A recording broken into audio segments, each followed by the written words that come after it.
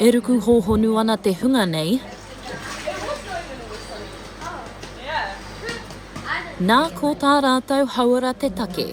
Rawe, ki te tautoko o tēnei rangi, o te rā, tautoko ngā kaihoi, ki konei, o rātou hauora, hauora henengaro, hauora tinana, hauora wairua hoki, me te whānau. Koia tātou katoa, koia tātou nā kaimahi katoa i nei si, e tautoko ana tēnei rā. Ko te hirahira whakamana tētihi o ngā kaiwhakahaere o tēnei puna hauora. He kaupapa hou i whakatū ki karāpiro i tēnei tau. Te nuinga o rātou e tēnō pākari ana tinana. Engari, ko tā mātou mahi me kōrero ki tō tama e pai ana ia. Tērā mea nāwari, māma, nā kōrero māma, ki te noho pai, ki te kōrero tika, ki wainganui e te whānau. Because he mahi mo te henengaro, he mahi mo te Māori, mo te wairua, enei whainga. What we have been trying to remind everyone here is the fact that we are tomorrow's ancestors means that today's decisions will impact future generations.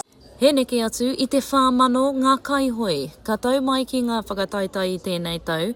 Whioi mō Melanie Harris e whai atu ana ia ki te kōrero ki ngā māma Māori mo te hauora o a rātou pēpi. The key message that we are delivering today is that we all have a role to play to keep pregnancy alcohol free, to prevent instances of fetal alcohol spectrum disorder.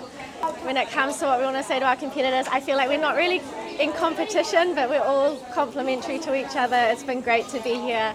I tērā tau, hei tā te ripoata atatauranga Aotearoa. Kua piki ake te taupakeke, ka mate atu te hunga Māori ki te whitu te kaumārima i rakati waru tau. E ai kia whakamana, aha kua tērā, he mahi nui kei mua i te aroaro.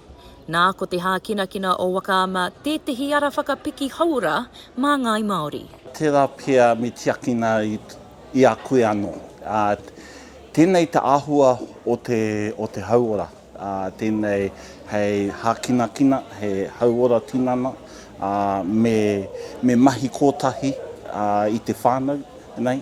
Hei hauora no tēnā. Tērā tā mātou karanga ki te iwi, ki te hāpori anō hoki, ki te tautoko, ki te whai i ngā rātou whainga a te whānau. He hao o koutou whainga.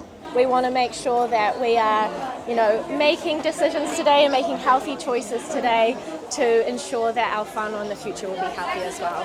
Ko te manako, ka hoki mai te puna hauora ki te whakataitai a te rātau. Kia haere tonu te tautoko i ngā kaihoi, me o rātou whānau. Mai o hapānapa, mā Aukaha.